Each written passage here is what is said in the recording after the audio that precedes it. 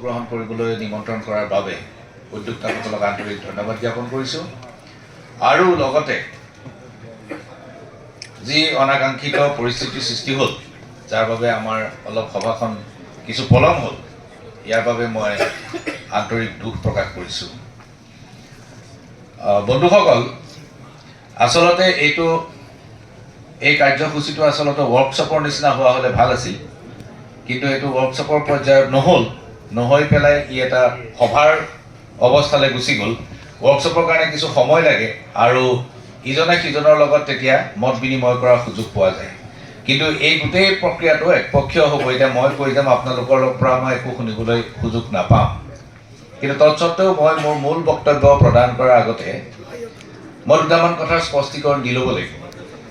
প্ৰথম কথাটো হ'ল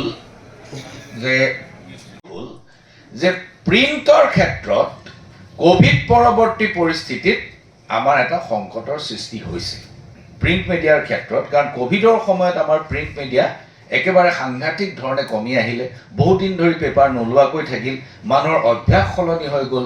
সেই সময়তে ডিজিটেল মাধ্যম খুব শক্তিশালী হৈ উঠিল আৰু পৃথিৱীজুৰি এতিয়া ডিজিটেল মাধ্যম যথেষ্ট শক্তিশালী, কোনো সন্দেহ নাই। এতিয়া এই ডিজিটেল মাধ্যমৰ বিপৰীতে প্ৰিণ্ট বা ইলেক্ট্ৰনিক মাধ্যমটো ছাষ্টেইন কৰিবনে নকৰে, এইটো এটা সময়ৰ কথা। এইটো কিমান দিনলৈকে থাকিব বা সময়ে ইয়াৰ উত্তৰ দিব, এইটো আজিয়েই ক'ব পৰা নাযায়। কিন্তু প্ৰিণ্ট মিডিয়াৰ কোনোবা পেপাৰৰ চাৰ্কুলেশ্যন কমি গৈছে, কোনোবাই কিবা সলনি কৰিব লগা হৈছে, ইয়াৰ মূল কাৰণটোৱে আছিল কোভিড পৰিস্থিতি। কোভিড পৰিস্থিতিয়ে আমাক বহুতখিনি পিছুৱাই লৈ গুচি গ'ল। দ্বিতীয় কথাটো হ'ল যে নিউজ প্ৰিণ্টৰ যিটো দাম আৰু ইয়াৰ ডিষ্ট্ৰিবিউশ্যনৰ যিটো প্ৰক্ৰিয়া, এইটো ইমান খৰচী যে যিমান দামত আপোনাক কাগজখন দিয়ে সিমান দামেৰে কাগজখন কেতিয়াও দিয়াটো সম্ভৱ নহয়। কাৰণ কাগজখনত যি ধৰণৰ ৰেভিনিউ আহিব লাগে সেই ৰেভিনিউটো এতিয়া 3 ভাগত বিভক্ত হৈ গ'ল। কাগজে পাব, টেলিভিছনে পাব আৰু ডিজিটেলে পাব। এতিয়া যদি কোনোবা এটা কোম্পানীয়ে 10 কোটি টকা ইয়েৰমাৰ্ক কৰিছে, তেতিয়াহ'লে সি 5 কোটি টকা টেলিভিছনক দিছে, 3 কোটি পেপাৰক দিছে, 2 কোটি ডিজিটেললৈ আহিছে।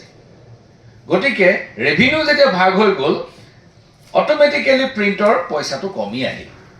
গতিকে প্ৰিণ্টত নিউজ প্ৰিণ্ট কিনি হকাৰ দি ডিষ্ট্ৰিবিউট কৰা, গাড়ীৰে নি থোৱা, এজেণ্টক কমিশ্যন দিয়া, গোটেই কাৰবাৰটোত এটা সাংঘাতিক ধৰণৰ চেলেঞ্জ আহিছে। এনেকুৱা সময়ত মেনেজমেণ্টবিলাক যথেষ্ট দিগদাৰত পৰিছে। ইয়াৰ কিবা এটা সমাধান সূত্ৰ নিশ্চয় উলিয়াব লাগিব, অন্যথাই কিন্তু প্ৰিণ্ট মিডিয়াৰ সন্মুখত এটা ডাঙৰ সমস্যা হ'ব। আৰু ডাঙৰ কৰ্পৰেটে আমাৰ দৰে অসমত যিবোৰ চেনেল আছে, অপাৰেট কৰি আছে, তেওঁলোকৰ অৱস্থা বেয়া কৰি দিব। কাৰণ ডাঙৰ কৰ্পৰেট যেতিয়া নামিব তেতিয়া বিভিন্ন ধৰণৰ ইনভেষ্টমেণ্ট হয়, গতিকে ডাঙৰ কৰ্পৰেটে এই ক্ষেত্ৰত আমাক সমস্যাত পেলাব। চতুৰ্থ কথাটো হ'ল যে যেতিয়া সন্মানীয় IPR মন্ত্ৰী ডাঙৰীয়াই কেইটামান গুৰুত্বপূৰ্ণ কথা কৈছে আৰু এই কথা প্ৰসংগত আপোনালোকৰ মনতো নিশ্চয় কিছু প্ৰশ্নৰ উদয় হৈছে যে সংবাদ মাধ্যমৰ গ্ৰহণযোগ্যতা, সামগ্ৰিকভাৱে সংবাদ মাধ্যমৰ গ্ৰহণযোগ্যতা জনসাধাৰণৰ মাজত কমিছে নেকি? এই এটা নেৰেটিভ আৰম্ভ হৈছে সমগ্ৰ দেশজুৰি যে সংবাদ মাধ্যমৰ জনপ্ৰিয়তা কমিছে। আচলতে ঘটনাটো ঠিক তেনেকুৱা হৈ থকা নাই। কাৰিকৰী কিছুমান হিচাপ আছে যিবিলাক হিচাপত তাৰ জনপ্ৰিয়তাটো কমা যেন দেখা যায়। মই আপোনালোকক এটা উদাহৰণ দিওঁ। টেলিভিছন ৰেটিঙৰ ক্ষেত্ৰত আগতে TRP বুলি আছিলে আৰু আজিকালি ৰেটিংটো বাৰকে কৰে। যেতিয়া কোভিডৰ আগতে যেতিয়া টেলিভিছন ৰেটিং পইণ্টছ আছিলে, তেতিয়া ইয়াৰ সংখ্যাটো, ইয়াৰ গোটেই ফিগাৰবিলাক বহুত ডাঙৰ আছিলে। এতিয়া যেতিয়া বাৰকে কৰা হ'ল, তেতিয়া ফিগাৰবিলাক সৰু হৈ আহিলে। অৰ্থাৎ কম্পিটিশ্যনৰ, প্ৰতিযোগিতাৰ যিটো স্ক'ৰ, যিটো নাম্বাৰ, এই নাম্বাৰটো কমি আহিলে। উদাহৰণস্বৰূপে ধৰি লওক X চেনেলটোৱে কোভিডৰ আগতে যেতিয়া TRP আছিল, তেতিয়া সি 50 পাই আছিল। সেই একে চেনেলটোৱে এতিয়া কিন্তু 10 বা 12 পায়। 50-ৰ পৰা 10লৈ কমা নাই, বৰঞ্চ গোটেই স্কেলটোৱেই কণ্ট্ৰেকশ্যন হৈছে, গোটেই স্কেলটো কমাই পেলোৱা হৈছে, যাৰ কাৰণে প্ৰতিযোগিতাটো সেই 10, 12, 13ৰ ভিতৰতে আছে। আগতে যিবিলাকে 50 পাইছিলে 50, 49, 48ৰ মাজত প্ৰতিযোগিতা আছিল। এতিয়া প্ৰতিযোগিতাটো 10, 12, 13লৈ নামিলে। ইয়াত পাৰ্থক্য বৰ বিশেষ একো হোৱা নাই, সেইটো কাৰিকৰী কথা। দ্বিতীয় কথাটো হ'ল যে এনচি হিলছত আন এটা সমস্যা আছে। এই সামাজিক সত্যতাটো আমি সকলোৱে, জনজাতি হওক অজনজাতি হওক, সকলো সংবাদকৰ্মীয়ে উপলব্ধি কৰিব পাৰিব লাগিব। সংবিধানত 1949 চনত 6ষ্ঠ অনুসূচীৰ জন্ম দিয়া হ'ল। কেইজনমান বিশেষ ব্যক্তিয়ে এই কামটো কৰিলে, কিন্তু ইয়াৰ বাবে কোনো ধৰণৰ ডাঙৰ আন্দোলন হোৱা নাছিল, যেনেকৈ বড়োলেণ্ডৰ আন্দোলন হৈছিল বা কাৰ্বি আংলঙত যেনেকৈ হেম্প্ৰাইক হৈছিল, যেনেকৈ আৰ্টিকল 244A, যেনেকৈ তেনেকুৱা ধৰণৰ আন্দোলন হোৱা নাছিল।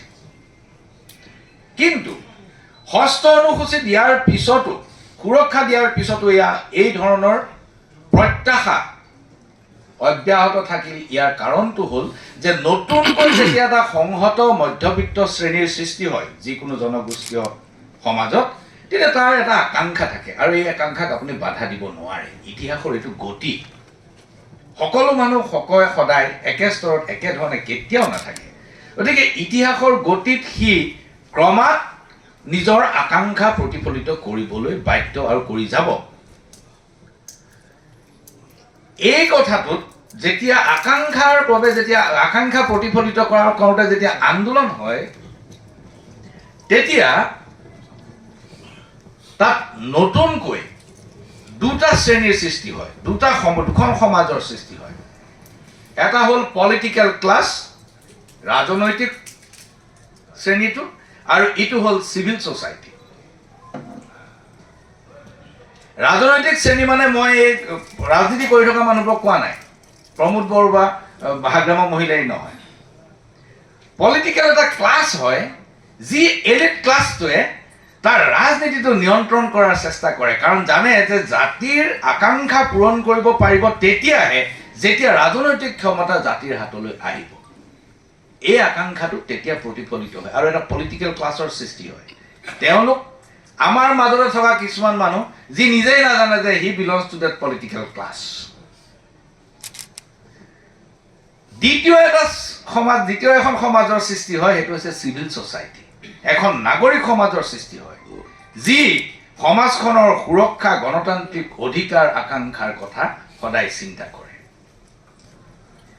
এনচি হিলছ, কাৰ্বি আংলং, বড়োলেণ্ডত খুব শক্তিশালী পলিটিকেল ক্লাছ এটাৰ সৃষ্টি হ'ল, কিন্তু চিভিল ছ'চাইটিৰ সৃষ্টি নহয়। There is no' strong civil society in this areas. এইটো এটা ডাঙৰ দুৰ্বলতা। যদি শক্তিশালী নাগৰিক সমাজ নাথাকে, তেতিয়াহ'লে ডেমক্ৰেচিত বেলেঞ্চটো কেতিয়াও সম্ভৱ নহয়, সদায় এটা পক্ষত থাকিব। আপুনি চাবচোন, যেতিয়া হিলছত যেতিয়া এখন গভৰ্ণমেণ্ট আহে, বিৰোধী পক্ষৰ কোনো নামেই নাইকিয়া হৈ যায়, কামেই নাইকিয়া হৈ যায়। বিৰোধী পক্ষৰ বিষয়ে কোনো সাংবাদিকেও নিলিখে, কাৰো কথা এটা বাইটো নোলায়, ক'তো এটা নিউজো নোলায়। আকৌ সেই বিৰোধী পক্ষ যেতিয়া চৰকাৰ পায়গে, লগে লগে আকৌ ইটো বিৰোধী পক্ষ নোহোৱা হয়। আমাৰ কাৰণটো হ'ল যে চিভিল ছ'চাইটিটো তাত নজৰ ৰখা নাই। চিভিল ছ'চাইটিটোৱে সাংবাদিকৰ ওপৰত নজৰ ৰখা নাই। সাংবাদিকে যেনেকে গৈছে তেনেকেই কৰি আছে। যদি নাগৰিক সমাজখনৰ সাংবাদিকৰ ওপৰত চকু থাকিলেহেঁতেন আৰু সাংবাদিক নিজে যেতিয়া নাগৰিক সমাজখনৰ এজন অংশীদাৰ হ'লহেঁতেন, তেতিয়া এই ঘটনাটো নহয়। এতিয়া যিবোৰ অঞ্চলত শক্তিশালী নাগৰিক সমাজ নাই, চিভিল ছ'চাইটি নাই, সেই অঞ্চলবোৰ হৈছে 6ষ্ঠ অনুসূচীৰ অন্তৰ্ভুক্ত অঞ্চল। আৰু তাত সংবাদকৰ্মী হিচাপে আপুনিয়ে একোজন চিভিল ছ'চাইটিৰ নেতা, আপুনিয়ে সেই চিভিল ছ'চাইটিৰ অন্তৰ্ভুক্ত মানুহজন। যদিও চিভিল ছ'চাইটি নাই, কিন্তু আপোনালোকেই চিভিল ছ'চাইটি। গতিকে আপোনালোকে চিভিল ছ'চাইটিৰ যিবিলাক দায়িত্ব আৰু যিবিলাক দায়িত্ব সংবিধান আৰু আইনে আপোনাৰ হাতত দিছে, সেইখিনি নিষ্ঠাৰে পালন কৰাটো অত্যন্ত জৰুৰী। আৰু সেইখিনি পালন কৰিলেই আমাৰ ক্ৰেডিবিলিটি আমি এই ধাৰণাটো গোপীনাথ বৰদলৈয়ে সাংঘাতিক ধৰণে সমৰ্থন কৰিলে। গোপীনাথ বৰদলৈয়ে এই কথাটো কৈছিলে যে জনগোষ্ঠীসমূহৰ মাজত থকা কিছুমান উপাদান ইমানেই ভাল, ইমানেই সুন্দৰ যে সেইবোৰ অজনজাতি লোকসকলৰ মাজতো প্ৰচলন হোৱাটো উচিত। এতেকে সেইবোৰৰ সংৰক্ষণৰ কাৰণে, সুৰক্ষাৰ কাৰণে সংবিধানত কিছু ব্যৱস্থা থাকিব লাগিব। কিন্তু কুলধৰ চলিহা আৰু ৰোহিণী চৌধুৰী দুজন সংবিধান সভাৰ সদস্যতা আৰু সমৰ্থনৰ মাজত বি.আৰ. আম্বেদকাৰে ইয়াক সমৰ্থন কৰিলে। এ.এন. ঠাক্কৰ বুলি এজন কনষ্টিটিউৱেণ্ট এছেম্বলি মেম্বাৰ আছিলে, তেওঁ সমৰ্থন কৰিলে। সমৰ্থকৰ সংখ্যা বেছি হ'ল, যাৰ ফলত আজি সংবিধানত 1949 চনৰ 7 ছেপ্টেম্বৰৰ দিনা সংবিধানত এই 6ষ্ঠ অনুসূচীটো অন্তৰ্ভুক্ত হ'ল। কিন্তু বড়োলেণ্ডত কিন্তু 6ষ্ঠ অনুসূচী অন্তৰ্ভুক্ত হোৱা নাছিল। ৰূপনাথ বৰ্মাই 6ষ্ঠ অনুসূচী সমৰ্থন কৰিছিল, কিন্তু বড়োলেণ্ড 6ষ্ঠ অনুসূচীৰ অন্তৰ্ভুক্ত হোৱা নাছিল, কাৰণ বড়োলেণ্ড পিছত অহা এটা এণ্টিটি, পিছত অহা এখন চৰকাৰ, পিছত অহা এটা ব্যৱস্থা। স্বাধীনতাৰ সময়ত কেৱল মাত্ৰ মেঘালয়ে পাইছিল, মিজোৰামে পাইছিল, কাৰ্বি আংলঙে পাইছিল, ডিডেন এনচি হিলছ এতিয়াৰ ডিমা হাছাও, ত্ৰিপুৰাৰ একাংশই পাইছিল, জনজাতি অধ্যুষিত অঞ্চলসমূহে পাইছিল। অসমৰ এই অঞ্চলটো, বি.টি.এ.ডি. অঞ্চলটো তেতিয়া 6ষ্ঠ অনুসূচী অন্তৰ্ভুক্ত হোৱা নাছিল। যেতিয়া একৰ্ড হ'ল, তাৰ পিছত বি.টি.এ.ডি. অঞ্চলটো 6ষ্ঠ অনুসূচী অন্তৰ্ভুক্ত হ'ল। কিন্তু তাত 6ষ্ঠ অনুসূচীখন প্ৰথমবাৰৰ বাবে সংশোধন কৰা হ'ল, তাক কেৱল বড়োলেণ্ডক অন্তৰ্ভুক্ত কৰাৰ বাবে। এতিয়া এনচি হিলছ, কাৰ্বি আংলং, ত্ৰিপুৰা, মিজোৰামত যি ধৰণৰ ব্যৱস্থা চলি আছে 6ষ্ঠ অনুসূচীৰ, তাৰ লগত বি.টি.এ.ডিৰ ব্যৱস্থাৰ গুণগত পাৰ্থক্য আছে, কোৱালিটেটিভ ডিফাৰেঞ্চ আছে। এজনে হাত দাঙক, কোনে ক'ব সেই কোৱালিটেটিভ ডিফাৰেঞ্চটো কি, গুণগত পাৰ্থক্যটো কি? এনিৱান চবেই জানে। Pardon? Hills and plains tribe. No. Anyone? Yes. Qualitative difference. মাটিৰ কিনা বেচা, কাৰ্বি আংলং এনচি হিলছত আপুনি মাটিৰ কিনা বেচা কৰিব নোৱাৰে। বি.টি.এ.ডিত এই ব্যৱস্থাটো আছে। That is the basic qualitative difference. Working in the 6th schedule area, you must know these qualitative differences, the nuances. Yet এই ডিফাৰেন্সটো আছে যে ইয়াত জনজাতি আৰু অজনজাতিৰ মাজত ল্যান্ড ট্ৰান্সফাৰ হ'ব পাৰে, যেটো কাৰ্বি আংলং আৰু এনচি হিলছত সেইটো নিষিদ্ধ। এতিয়া কথাটো হ'ল আনৰিটেন পাৰ্টটো কি? আনৰিটেন পাৰ্টটো হ'ল যে চাব, ইয়াত সাংবাদিকতা কৰাটো এইকাৰণে কৈছে ডেভেলপমেণ্ট জাৰ্নেলিজিম। এই ডেভেলপমেণ্ট জাৰ্নেলিজিমৰ প্ৰসংগটো কেনেকৈ আহিল? গভৰ্ণমেণ্টে ক্লেইম কৰিব যে আমি ডেভেলপমেণ্ট কৰিছোঁ বহুত, গতিকে তোমালোকে ডেভেলপমেণ্টবোৰ প্ৰচাৰ কৰা। কিন্তু development is a normal process. এখন চৰকাৰ যেতিয়া থাকিব, ডেভেলপমেণ্টটো নৰ্মেল প্ৰচেছ। তাত সুকীয়াকৈ আকৌ ডেভেলপমেণ্টৰ কথাটো কেনেকৈ আহিল? বিয়া যেতিয়া মানুহে এবাৰ পাতে, তেতিয়া খুব ৰং ৰহইচ কৰি ডাঙৰকৈ পতাৰ কথাটো বিয়া। কিন্তু বিয়াখন যদি প্ৰতিদিনে যদি ভাত খোৱা পানী খোৱা নিচিনাকৈ পাতি থকা কথা হয়, তেতিয়াহ'লে তাত লগতো ৰং ৰহইচ কৰাৰ কথা নাই। উন্নয়ন এটা স্বাভাৱিক প্ৰক্ৰিয়া, কিন্তু উন্নয়নৰ সাংবাদিকতাৰ প্ৰসংগটো কেনেকৈ আহিল? প্ৰসংগটো এই কাৰণেই আহিল যে দীৰ্ঘদিন ধৰি ইয়াত উন্নয়নৰ কাম ব্যাহত হৈ আছিল। কিহৰ কাৰণে? চেনেল আছিল এটা বা দুটা, এতিয়া চেনেল হৈ গ'ল 7-8টা। তেওঁলোকৰ মাজত ভিউৱাৰ্ছ ভাগি গৈছে, ভাগাভাগি হৈছে, তেওঁলোকৰ মাজত শ্বেয়াৰ হৈছে। গতিকে কোনোবাই যদি আগতে 20জন মানুহে একেটা চেনেল চাই আছিলে, তাৰ মাজত 5জন মানুহে বেলেগ এটা চাবলৈ ল'লে, 3জনে বেলেগ এটা চাবলৈ ল'লে, 10জনে বেলেগ এটা চাবলৈ ল'লে। এই ধৰণে শ্বেয়াৰ হোৱাৰ কাৰণে গোটেই টেকনিকেল স্কেলটোৰ কণ্ট্ৰেকশ্যন হৈছে। গতিকে মই মন্ত্ৰী ডাঙৰীয়াই যিখিনি কথা কৈছে, ইয়াত মই এইখিনি কথা আপোনালোকক স্পষ্টীকৰণ হিচাপে আগবঢ়ালোঁ। ইয়াত সংবাদ মাধ্যমে ক্ৰেডিবিলিটি লোকচান কৰিছে, সংবাদ মাধ্যমে বিশ্বাসযোগ্যতা হেৰুৱাইছে। এই অভিযোগটো সদায় প্ৰতিখন সভাত এই কথাটো কোৱা হয়। কিছু পৰিমাণে সঁচা সংবাদ মাধ্যম ময়ে নিজে অকণমান আগতে ক'লোঁ যে এইটো এটা প্ৰপগাণ্ডা মিডিয়াত পৰিণত হ'ল। ইয়াৰ ক্ৰেডিবিলিটি কি থাকিল, ইয়াৰ বিশ্বাসযোগ্যতা ক'ত থাকিল? সংবাদ মাধ্যমে তাৰ বিশ্বাসযোগ্যতা হেৰুৱাটো কিছু পৰিমাণে সঁচা। এতিয়া মোক আপোনালোকে দেখুৱাই দিয়ক যে ভাৰতবৰ্ষ কোনটো অনুষ্ঠানে আজিলৈকে বিশ্বাসযোগ্যতা অটুট ৰাখিব পাৰিছে। সংবাদ মাধ্যমক চতুৰ্থ স্তম্ভ বুলি কোৱা হয়, বাকী তিনিটা স্তম্ভ ইয়াৰ বিশ্বাসযোগ্যতা অক্ষুণ্ণ ৰাখিব পাৰিছেনে নাই? যিটো পলিটিকেল চৰকাৰ, এই চৰকাৰবিলাকে বিশ্বাসযোগ্যতা অক্ষুণ্ণ ৰাখিব পাৰিছেনে নাই? আমাৰ কাৰ্যপালিকা, তেওঁলোকে বিশ্বাসযোগ্যতা অক্ষুণ্ণ ৰাখিব পাৰিছেনে নাই? ভাৰতবৰ্ষৰ ন্যায় ব্যৱস্থা, আজি তেওঁলোকে বিশ্বাসযোগ্যতা অক্ষুণ্ণ ৰাখিব পাৰিছেনে নাই? বাকী তিনিটা স্তম্ভৰ কথা এষাৰো কোনেও নকয়। কেৱল মাত্ৰ কোনো ধৰণৰ সুৰক্ষা নথকা এটা স্তম্ভক কেৱল মাত্ৰ গালি পাৰি থাকে যে তেওঁলোকে বিশ্বাসযোগ্যতা হেৰুৱালে। তেওঁলোকৰ সুৰক্ষা আছে, তেওঁলোকক আমি এটা মাত্ৰ গোচৰ কৰিব নোৱাৰো, এখন RTI ৰিপ্লাই আমি পাব নোৱাৰো। তেওঁলোকৰ সুৰক্ষা আছে, আমাৰ সুৰক্ষা ক'ত? তো আমাক কৈ থাকিব যে তোমালোকে আমাৰ মতে কাম কৰা, নকৰিলে তোমালোকৰ ক্ৰেডিবিলিটি নাই। সেইটো নহ'ব।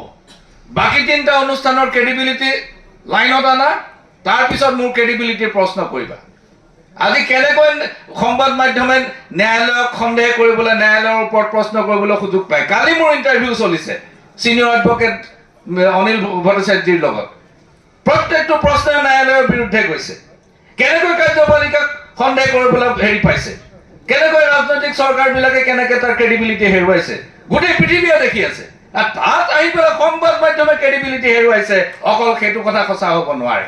আৰু সেইটো সঁচা হ'লেও বাকীকেইটাৰ লগত, বাকীকেইটা স্তম্ভৰ লগত একেলগে ডুবিছে। ই কেৱল অকলে ডুবা নাই। গতিকে এই কথাটো সকলোৱে মনত স্পষ্ট ৰখা ভাল। গণ্ডগোল হৈছিল, ইয়াতে আৰম্ভ হৈছিল। এই গোটেই ঘটনাটো আৰম্ভ হৈছিল এটা উৰা বাতৰিৰ পৰা। এজন ব্যক্তি মৃতদেহ ওলাল, তেওঁক কোনোবাই হত্যা কৰিলে।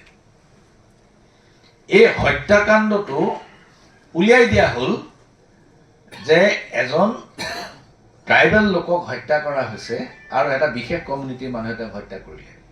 প্ৰফেশ্যনত তেওঁ আছিল এজন কাৰ্পেণ্টাৰ, এজন কাঠমিস্ত্ৰী আছিল। তেওঁক বহুত মানুহে চিনি পাইছিল, কাঠৰ কাম কৰি ফুৰে।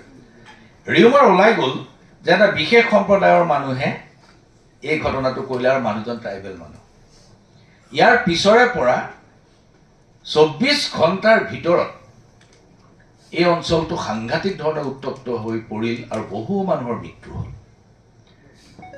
কেইবাদিনৰ পিছত গম পোৱা গ'ল যে যিজন মানুহ মৃত্যু হ'ল তেওঁ জনজাতিৰ লোক নাছিল, আৰু তেওঁক যিজন মানুহে হত্যা কৰিলে তেওঁৰ লগত টকাৰ লেনদেনৰ কিবা এটা ঝামেলা আছিল, যিটো কাৰণে তেওঁক হত্যা কৰিলে। আৰু হত্যাকাৰীজনো সেই বিশেষ সম্প্ৰদায়ৰ মানুহ নাছিল। কেইবাদিনৰ পিছত গম পোৱা হৈছে। ইতিমধ্যে সংঘৰ্ষ হৈ বহু মানুহৰ মৃত্যু হ'ল, বহু মানুহৰ ঘৰ জ্বলিল। এই ৰিউমাৰটো, এই উৰা বাতৰিটোৱে 2012 সংঘাতৰ সৃষ্টি কৰিছিল।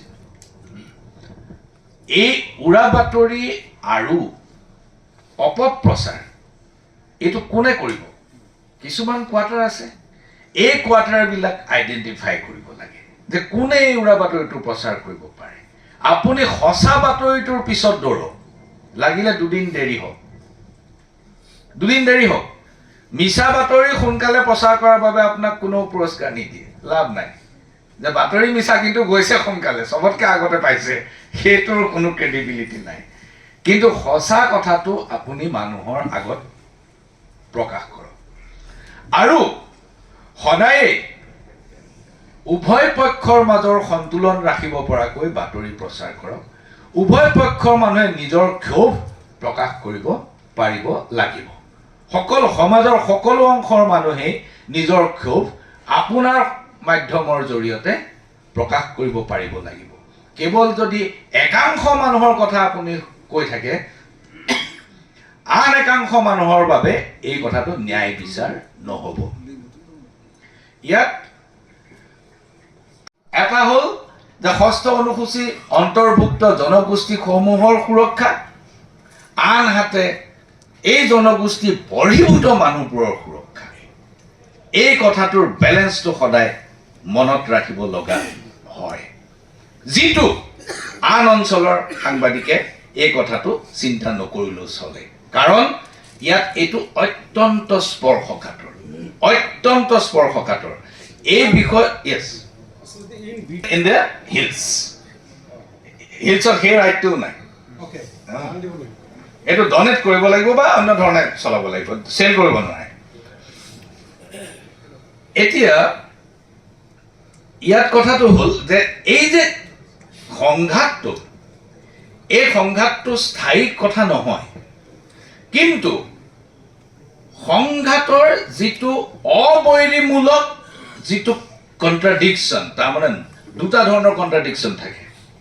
এটা হ'ল বৈৰীমূলক, এণ্টাগনিষ্টিক, আপোনাৰ মোৰ লগত কোনো সম্পৰ্কই নাই, একদম পেলেষ্টাইন ইজৰাইল, পুৰা সদায় যুদ্ধ। আৰু এটা হ'ল নন এণ্টাগনিষ্টিক কণ্ট্ৰাডিকশ্যন, সেইটো চবতে থাকে। সেইটো এণ্টিটি, মই এজন মানুহ, মই যিধৰণে চলি আছোঁ, আন এজন মানুহৰ লগত মোৰ এটা সংঘাত সদায়ে আছে। এই সংঘাতটো সদায় স্পষ্ট ৰূপত দেখা পোৱা নাযায়। এই কথাটোৰ এই নুৱান্সেছটো আমি অনুভৱ কৰিব পাৰিব লাগিব, আৰু যেতিয়া আমি এইটো অনুভৱ কৰিম তেতিয়া আমি সকলো সময়তে সংঘাত এৰাই চলিব পাৰিম, আৰু সংঘাত এৰাই চলিলেই উন্নয়নৰ যিটো সাংবাদিকতা, সেই সাংবাদিকতাত আমি ভৰি দিব পাৰিম। এতিয়া সংঘাত এৰাই চলাৰ কাৰণে ৰাস্তা কি?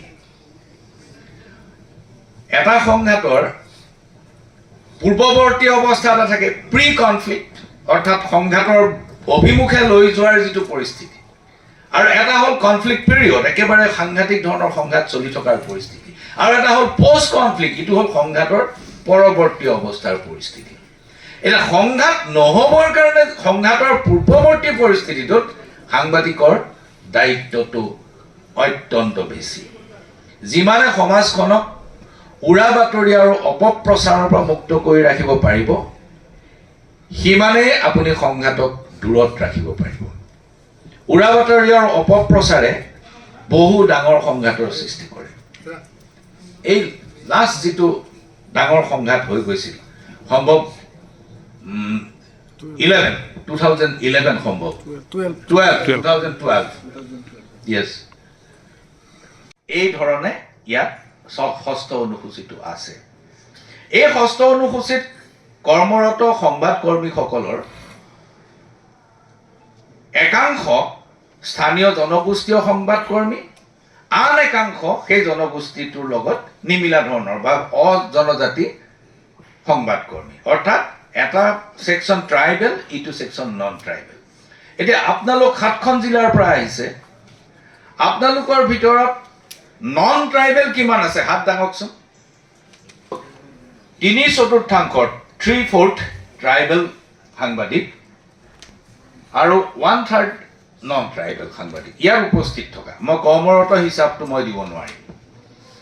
এতিয়া কথাটো হ'ল যে আমি যেতিয়া ষষ্ঠ অনুসূচীভুক্ত অঞ্চলবোৰত কাম কৰি আছোঁ, ইয়াৰ এটা নিৰ্দিষ্ট ইতিহাস আছে।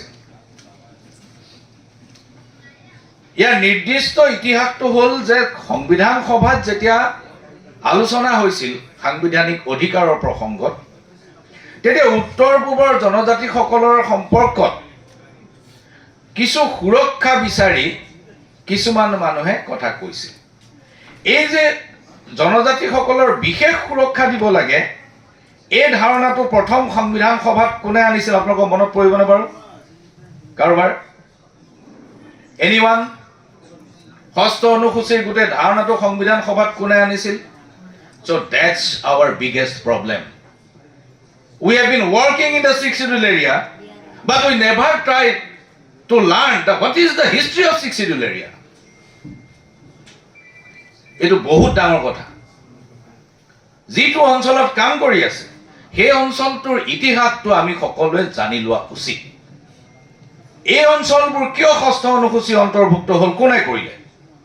It was Sir J.J.M. Nichols Roy.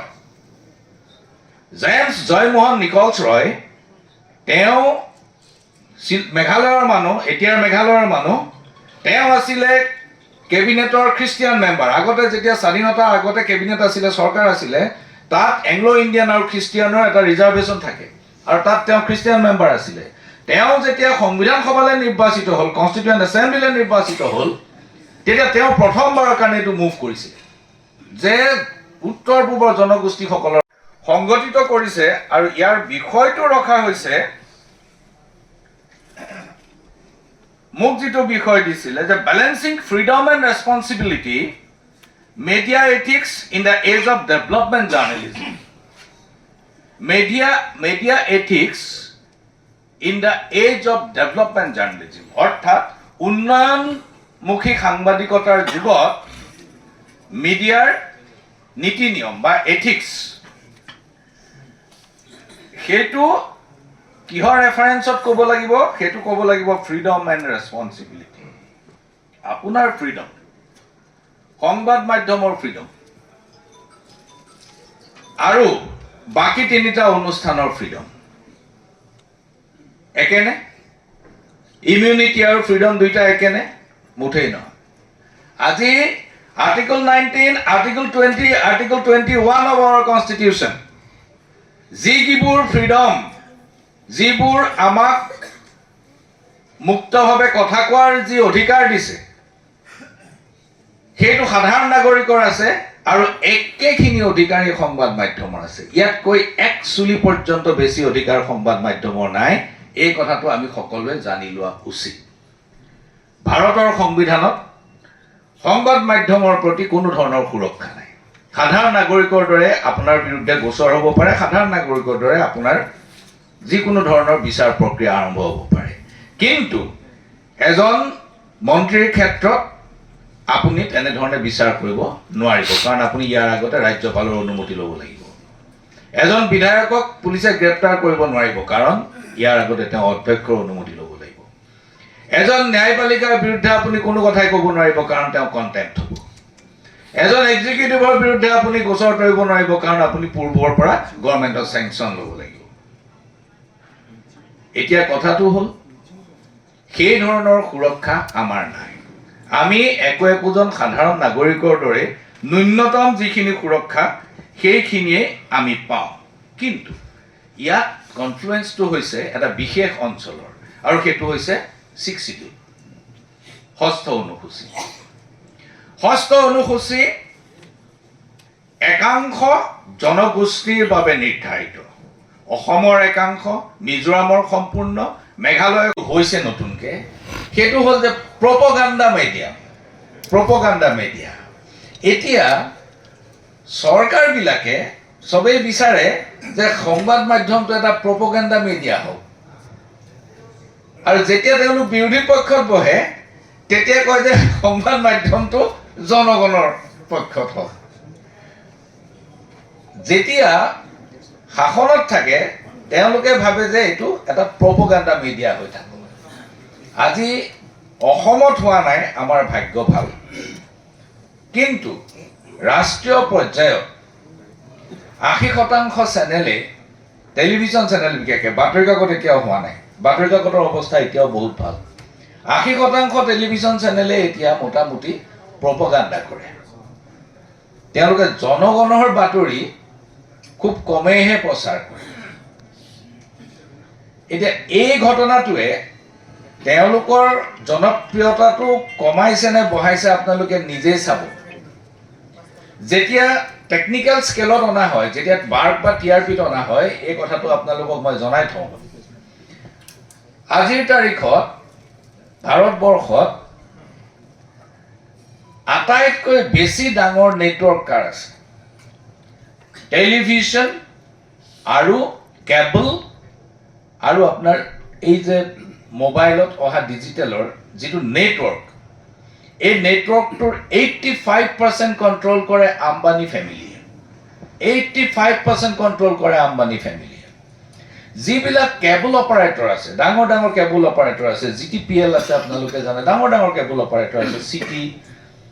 এই কেবল অপাৰেটৰবিলাকে যাক ইচ্ছা কৰে তাক লেণ্ডিং চেনেল কৰি দিব পাৰে। অৰ্থাৎ মোৰ চেনেলটোৱে যদি কোনোবা এজন অপাৰেটৰক কয় যে মোক তুমি লেণ্ডিং চেনেল কৰা, তেতিয়া আপুনি টিপা মাৰি দিলে প্ৰথম আপোনাৰটো ওলাব, আৰু 2 মিনিট, 1.5 মিনিটৰ পৰা 2 মিনিট সময় সেইটো চাবই লাগিব। সেইটোত স্ক'ৰটো সোমাই যায়, সেইটোত নম্বৰটো সোমাই যায়। আম্বানীয়ে কি কৰিলে গোটেই ইণ্ডিয়াৰ যিমান কেবল অপাৰেটৰ আছে সবৰ পৰা লেণ্ডিং টাইমটো কিনি ল'লে যাৰ কাৰণে আপুনি যেতিয়াই টিপা মাৰিব তাত CNN TV 18 আহিব